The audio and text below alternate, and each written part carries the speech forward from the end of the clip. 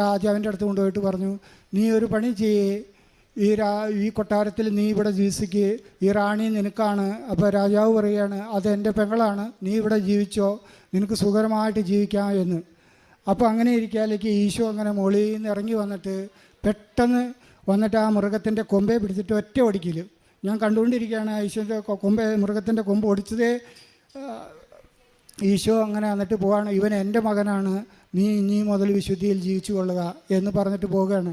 അപ്പോൾ ഞാൻ നോക്കുമ്പോൾ ഇങ്ങനെ ഈശോ അങ്ങനെ പറന്ന് മുകളിലേക്ക് പോവാണ്. അപ്പോൾ ഞാൻ പറഞ്ഞു, ഈശോയേ എന്നും പറഞ്ഞ് ഞാൻ ഉറക്കനെ വിളിച്ചു. എനിക്കറിയില്ല. അപ്പോൾ ഉറക്കനെ വിളിച്ച സമയത്ത് എൻ്റെ കാലയിൽ കെട്ടിയിട്ടായിരുന്ന മരയിച്ച് കിടന്ന് എല്ലാ ബന്ധസ്ഥിയൊക്കെ ആക്കിയിട്ടേക്കായിരുന്നു.